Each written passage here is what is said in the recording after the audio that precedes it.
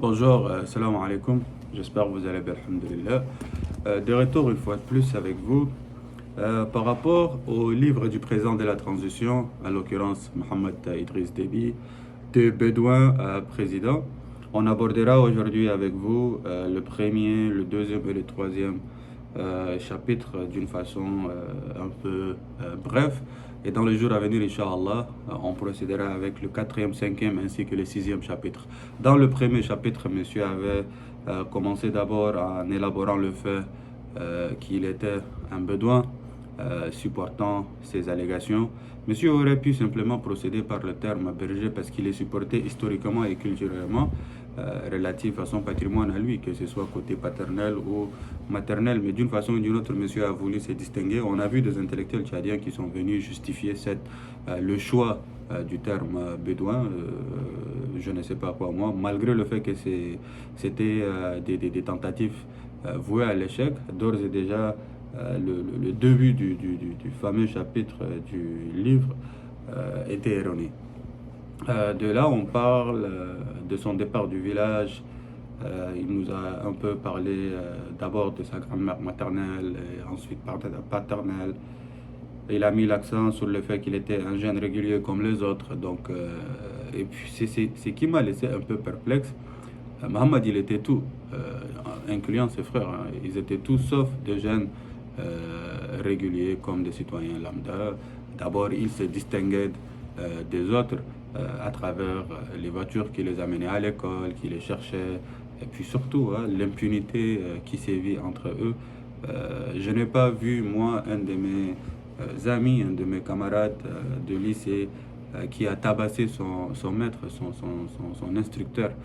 On nous a inculqué cette notion de valoriser les instructeurs, les professeurs, les maîtres, ils sont automatiquement respectés au niveau d'un deuxième voire troisième parent. D'ores et déjà, cette notion que monsieur a voulu, cette image que monsieur a voulu se donner comme étant j'étais un jeune comme les autres, une fois de plus, c'était erroné. C'est pas hors du Tchad, l'école en France, l'internat, on va pas trop nous perdre là-dedans. Son retour au Tchad, ainsi que dans le chapitre D, il nous a parlé de sa carrière militaire. On ne peut pas parler de la carrière militaire d'un membre de la famille présidentielle sans pour autant nous baser sur la rhétorique de la gouvernance tchadienne. D'abord, la gouvernance tchadienne est caractérisée par un népotisme qui est flagrant, un favoritisme, un clientisme sans précédent, n'est-ce pas? Même l'entrée à la GMIA. Donc, monsieur nous a expliqué qu'il a quitté aujourd'hui son école et puis le lendemain, il a adhéré à la GMIA. Il y a des processus sur place, mais relatif au fait qu'il fait partie de la famille présidentielle, le fils du président, d'ores et déjà, les portes seront ouvertes pour lui. Admettons aujourd'hui, à l'heure actuelle, général d'armée 5 étoiles, si monsieur décide aujourd'hui de venir passer l'examen de la GMIA qui sera supervisé, n'est-ce pas, sans tricherie, monsieur ne pourra pas passer son examen. Ça, je peux vous le garantir avec certitude. Mais étant donné qu'il était le fils du président, et puis c'est la rhétorique du régime, que ce soit du père ou bien du fils aujourd'hui, elle est ancrée, hein, comme je vous ai dit, dans le favoritisme, le népotisme et tous les ismes en général. Monsieur, de là, il a sauté, on s'est rendu au général de brigade, l'opération malienne. L'opération malienne, lui, il était l'adjoint d'un officier. Cet officier est reconnu d'abord pour son charisme, sa bravoure, un homme de terrain, un homme de tactique, de stratégie. C'est un homme sans précédent, hein, surtout relatif à la notion militaire. Mais depuis qu'on est dans cette rhétorique de récupération, monsieur le président de la transition, d'une façon ou d'une autre, a essayé et a voulu récupérer tous les privilèges, l'honneur de la situation malienne. Bien avant ça, au tout début du chapitre 2, il a mis l'accent sur le combat, n'est-ce pas? Nul n'est censé ignorer le fait qu'à chaque instant que Mohamed était envoyé quelque part, le président Idriss Déby l'avait toujours envoyé avec les meilleurs. Donc, il était entouré par ses gardes élites, ses officiers que le président lui-même appréciait. Ces officiers avaient deux objectifs. détruire l'ennemi et aussi superviser et puis protéger Mohamed Kaka coûte que coûte. N'est-ce pas? Vous pouvez vérifier à travers les archives des vidéos, vous allez toujours le voir, il était entouré que ce soit de, comment dirais-je, Karen Kaino, Tahir Erda, Sogour ou bien tant d'autres, n'est-ce pas? Ces hommes l'ont toujours cadré, l'ont toujours protégé. Et puis Mohamed n'a pas réellement dirigé quelque chose lui seul, sans protection ou sans des hommes expérimentés. Donc si vous prenez les expériences, les expériences individuelles de ces hommes, on parle quasiment de 100, 200 ans d'expérience militaire. D'ores et déjà, on ne peut pas lui donner les titres et les valeurs comme étant, oui, le général, l'officier comme lui l'a souhaité. C'est donner les titres. De là, monsieur nous parle à travers le chapitre 3, ses années à la DGSI, et puis le fait qu'il était nommé en septembre 2014 comme DGSI. Une fois de plus, on rentre dans cette rhétorique de confiscation du pouvoir, des détournements de fonds, de l'impunité, de la répression. Étant donné que l'armée nationale a été réduite au néant, et puis on a fait la promotion de cette branche tribale, dite DGSI, la personne qui va diriger la DGSI doit être une personne qui est inféodée à l'idéal de l'exécutif. Donc d'ores et déjà, Mohamed, il a été façonné à l'image de son père par son propre père, n'est-ce pas, pour servir et garantir l'intérêt de son père. Sa seule mission est de protéger son père, l'intérêt de son père, protéger les acquis de son père et du pouvoir, n'est-ce pas? Monsieur saute et puis il nous parle d'un complot au sommet de l'État, et puis sans pour autant oublier le fait qu'il avait mentionné son amitié avec Suleiman Louni. Il avait nommé son fils Suleiman à l'honneur de son ami. Et puis de là, il nous parle du complot au sommet, que son père l'a engueulé, je ne sais pas quoi moi. Vous savez, un père, c'est un père, n'est-ce pas? Il a droit de nous engueuler, il a droit de quasiment faire ce qu'il souhaitera faire de nous, parce que c'est notre père, c'est des parents. Notre rôle en tant qu'enfant, c'est de les aimer, les protéger, les écouter, les respecter, les valoriser, peu importe l'état de la personne. Et on est conscient, avec l'âge, des fois, on a tendance un peu à perdre certains contrôles. Et puis la jalousie, l'envie, l'individualisme, l'hypocrisie, toujours prennent le dessus sur ces types des personnes et dans ces genres de situations d'habitude. Et le complot que Mohamed avait élaboré, une fois de plus, est dû à cette jalousie qu'il avait envers que ce soit sa marâtre. Donc, sa marâtre, donc la marâtre en tant que marâtre, l'épouse de son père, c'est une deuxième maman. On doit la respecter. On a tous eu des marâtres, n'est-ce pas? Peu importe ce qu'elle pourra entreprendre, nous, notre rôle par rapport à cette situation est de rester digne et vrai envers notre père, envers notre famille, de régler la situation, de persister sur l'honneur et sur l'intégrité même de la notion familiale. Monsieur a laissé la jalousie conduire ses intentions, et puis de là, voilà, vous avez tous suivi. Moi, ce qui m'a laissé un peu perplexe, peu importe ce qui s'est passé, il y a la notion de la réserve, n'est-ce pas? C'est des choses familiales, ça. Mohamed, à travers son livre, il nous a prouvé qu'il n'est pas un homme d'État. Il est tout sauf un homme d'État, un narcotrafiquant, un tyran, un amateur de l'histoire, de l'éducation, une personne qui a raté sa jeunesse parce qu'il a voulu rater sa jeunesse, parce qu'il a voulu créer des zizanies, des divergences avec les autres jeunes, au lieu de se construire une relation saine et vertueuse avec les hommes. Monsieur était dans cette rhétorique du faux, usage du faux. Et aujourd'hui, on vient, à travers son fameux livre de Bédouin à président, et on découvre ses écrits dénoués de fondements, des logiques et même du sens, si vous prenez votre temps pour les analyser.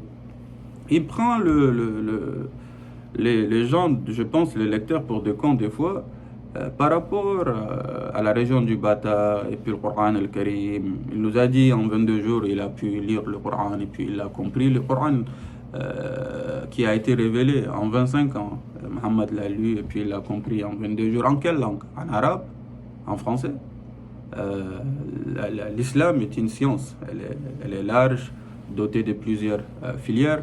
On ne pourra pas lire le Coran et le comprendre en 22 jours, un déficit majeur. Et la raison dont il a été envoyé aux batailles une fois de plus suite à la découverte de l'or, il a fallu réprimer la population, n'est-ce pas? Confisquer l'or, il faudra que l'or revienne à la famille régnante. D'ores et déjà, on a dépêché l'instrument idéal d'asservissement et de la répression au solde de l'exécutif sur place. Une fois la mission a été complétée, monsieur a été parachuté une fois de plus dans la région de Miski par rapport à la découverte de l'or. Une fois de plus, réprimer la population, confisquer l'or. Et puis on l'a vu, hein, après l'assassinat du président Idriss, les manigances qui ont été orchestrées par son DIRCAP, en l'occurrence Idriss Youssouboy, lors de sa visite dans la région de Miski. Et vous comprenez la rhétorique de la gouvernance, que ce soit du père ou bien du fils aujourd'hui. Bel et bien, elle sera pire que celle du père, parce que le père, au moins, il a vu 4 présidents tchadiens défiler devant lui. L'enfant a grandi dans une impunité sans précédent, donc tout ce qu'il connaît, c'est l'impunité, la dictature et le système despotique. Par rapport à ça, monsieur, dans son livre aussi, il a mis l'accent sur sa relation avec Khudar. Il a essayé d'une façon ou d'une autre justifier le fait que Khudar a été tiré par Suleiman Loni et que Suleiman était stressé émotionnellement, il était dépassé, d'ores et déjà il avait le droit de tirer sur quelqu'un. Vous savez combien de Tchadiens sont stressés, combien de Tchadiens vous avez arraché leurs biens, vous les avez humiliés, chassés de leurs concessions, certains forcés à l'exil. Est-ce que ça leur donne le droit de prendre une arme et tirer sur quelqu'un? Elle est où la rhétorique du contrôle? Self-control, le contrôle de soi, elle est où ça? Ce qui m'a aussi laissé perplexe était cette forme d'explication avancée par certaines élites intellectuelles tchadiennes, soulignant l'amitié entre Idriss Youssouboy, Suleiman Loni et Mohamed Kaka, et le fait que malgré le détournement de 123 milliards de francs CFA, Mohamed a pardonné son ami Idriss et puis il l'a nommé DIRCAP, et que le pardon justifie le tout, et que Mohamed il a un cheikh qu'il est en train de le conseiller. D'abord, le Tchad est un pays laïque, de 1. De 2, le cheikh qu'il vous conseille actuellement, ou qu'il conseille le président de la transition, est-ce qu'il est aveuglé par l'argent? Est-ce qu'il ne voit pas la confiscation du pouvoir, la tyrannie, le détournement des fonds et surtout cette immoralité aujourd'hui au plus haut sommet du pouvoir? Est-ce qu'il est aveugle, votre cher? Il ne voit pas ça? Il ne voit pas l'immoralité? Il ne voit pas la corruption? Le néant, il ne le voit pas? Vous voyez vos chers dont vous avez aujourd'hui d'une façon ou d'une autre, vous avez réduit même la notion de l'islam à terre, le patriotisme à terre, le nationalisme à terre. Qu'Idriss Youssouboy a passé une nuit blanche devant le bureau de Mohamed Kaka ou qu'il a passé une année nuit blanche devant le bureau de Mohamed Kaka, ça le concerne lui. Ici, il s'agit de la République. Et vous venez dans un confort sans précédent, vous avancez le fait que Mohamed a été consulté par rapport à qui devait remplacer leur père. Karimo avait suggéré Mohamed, Mohamed avait suggéré Karimo. Vous pensez qu'on est dans un cantonat? C'est une république. Ce n'est pas un cantonat là. Idriss n'était pas un sultan. Ou bien le sultan du Tchad. À un moment donné, il était le sultan de Darzawa. Mais il n'est pas le sultan du Tchad. Le Tchad n'est pas une monarchie. Que Mohamed décide, Karimo le remplace ou Karimo décide, l'autre le remplace. On a une constitution.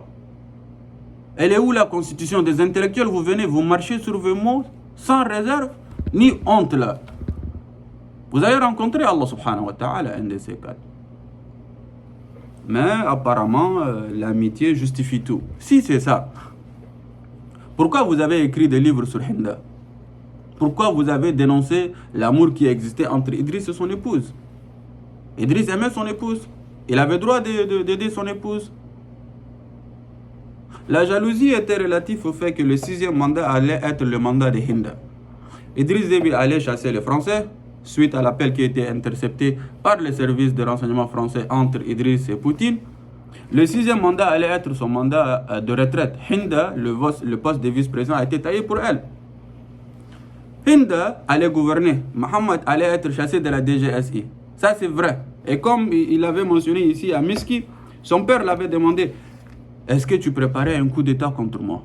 Gallo, non. Comment se fait-il? Vous êtes mon père, vous m'avez tout fait. Je peux pas. Imaginez ceci. Idriss a posé la question à son propre fils, à savoir si son fils préparait un coup contre lui. Et Idriss a été assassiné à peine quelques mois plus tard. Et ça explique beaucoup. Parce qu'au Mali, Mohamed a été introduit au service de renseignement français et aussi à l'armée française, relatif au fait que l'appel a été intercepté et aussi le fait que le 6e mandat allait être le mandat de Hinda. Mohamed perdrait tous ses acquis. D'ores et déjà, ils ont manigancé, ils ont piégé Idriss, ils l'ont assassiné. Et la chose qui m'a laissé encore plus perplexe que tout, Mohamed avait entravé l'enquête internationale sur l'assassinat de son père. Il avait empêché l'enquête. Il avait saisi toutes les voitures de son père, tous les animaux de son père, que ce soit les chameaux, les oiseaux, les chevaux. Il a même pris tout le montre du défunt président. Il a pris son tailleur. Il a pris ses cannes. Il a pris tout, son gratte. Il a pris tout. La seule chose qu'il n'a pas pris du président Idriss Déby, c'est l'épouse du président Idriss Déby.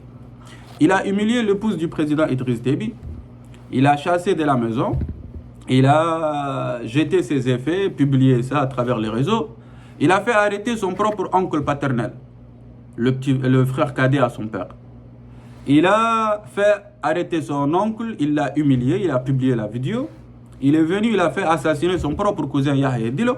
Il a publié la photo.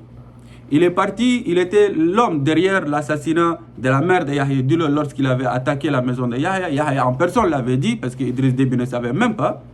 Et aujourd'hui, cette même personne prétend pouvoir faire mieux que son père. On dirait Idriss était son ennemi. Et puis il a montré à quel point Mohamed était plus disponible et loyal envers Idriss Youssou Boy et Souleymane Loni plutôt qu'envers son propre père. De la façon dont il a parlé de son père, on dirait que son père était son ennemi. Et les autres étaient ses alliés. Et c'est ça le déficit. Et ça justifie beaucoup de choses. Pourquoi l'entrave à l'enquête? Pourquoi le mépris envers la mémoire du défunt? Pourquoi ils ont pris le défunt pour aller l'enterrer à Amdjaraz? Ils auraient pu le laisser ici à N'Djamena, à Lamadji. Mais non, il a fallu le décollecter, l'effacer carrément comme s'il n'a jamais existé. Et tous ces généraux qui étaient loyaux envers le défunt maréchal Idriss Déby. Aujourd'hui, vous êtes où? Vous avez vendu ces pays. Aujourd'hui, vous avez vendu ces pays. Vous avez trahi les valeurs même fondamentales de ces pays. Ces pays aujourd'hui est gouverné par des amateurs, des hommes et des femmes dénués même du sens du patriotisme, des traîtres, des vassaux au solde de l'impérialisme. Et vous êtes là, vous croisez les bras parce qu'on vous donne des V8, on vous donne des millions, des milliards et puis ça va, il n'y a rien qui se passe. Jusqu'à quand devrons-nous juste nous taire et rien dire?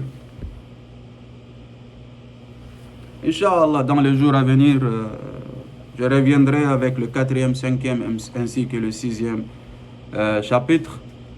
Monsieur avait mentionné, s'agissant de Abba Karadou Manani, Mohamed Zain Sharif, Moussa Faki. Inch'Allah, dans les jours à venir, on va aussi entamer les 3 personnes, pourquoi ces personnes ont été mentionnées. Et puis l'objectif aussi, le but de ces livres. Merci beaucoup et puis désolé la vidéo était un peu longue et puis à la prochaine. Salam.